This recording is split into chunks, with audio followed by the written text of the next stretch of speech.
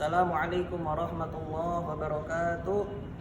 Alhamdulillahirabbil alamin wa bihi nasta'in wa ala umuri dunya waddin. Wassalatu wassalamu ala asyrafil anbiya'i wal mursalin sayyidina wa maulana Muhammadin wa ala alihi wa sahbihi ajma'in, amma ba'du.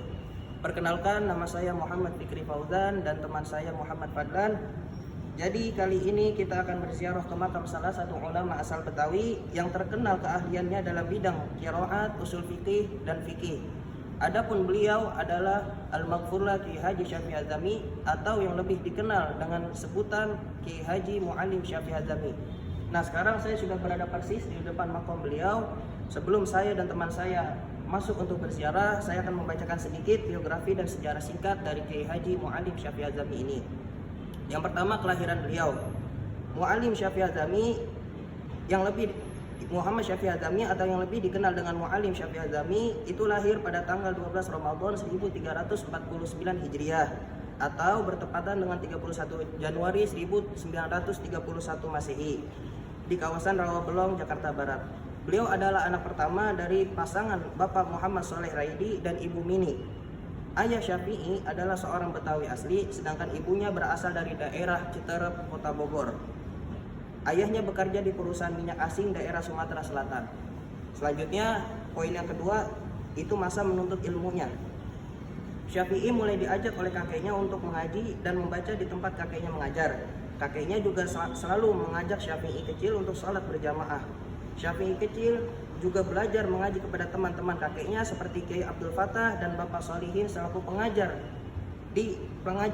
ngaji di tempat kakeknya mengajar. Hingga saat ini musola tersebut diberi nama Raudhatus Sholihin.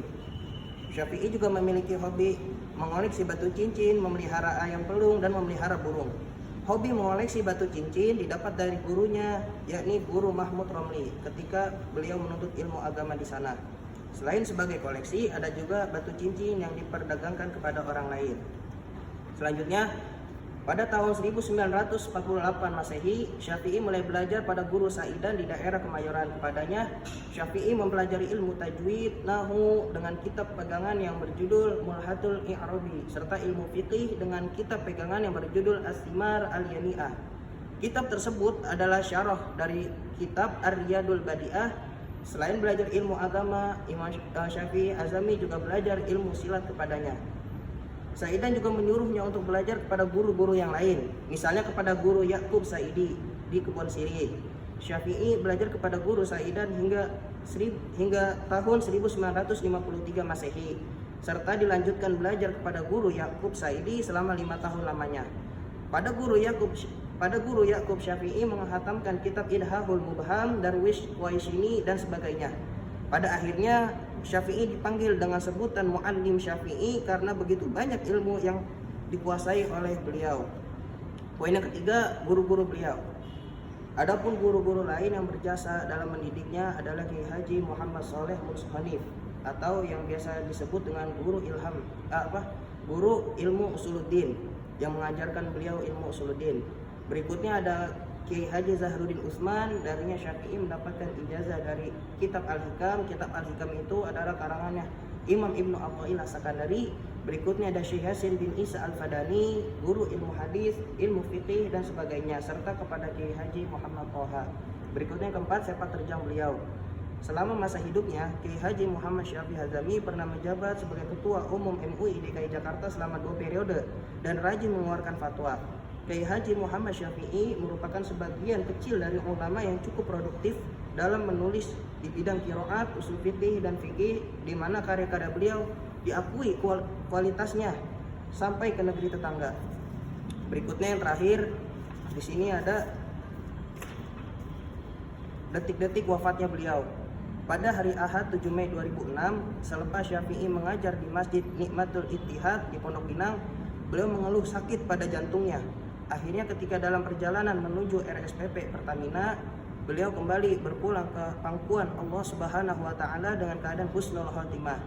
Banyak dari para muridnya yang terkejut mendengar berita tersebut. Tak hentinya mereka datang ke kediaman gurunya tersebut di daerah Kebayoran untuk mensolati dan mendoakan kepergian beliau.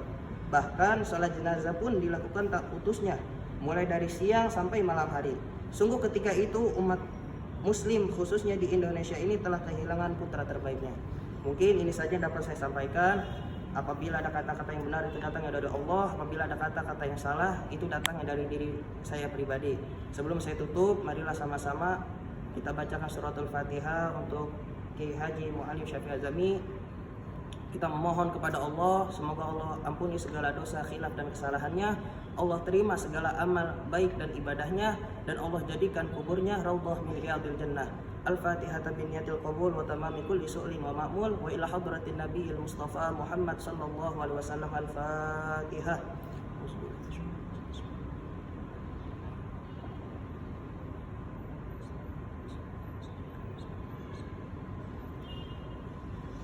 Cukup sekian, mudah-mudahan bermanfaat. Wallahul muwaffiq ila aqwamit thoriq. Wassalamualaikum warahmatullahi wabarakatuh. إلهي تمم النعمة علينا ووفقنا لشكرك ما بدا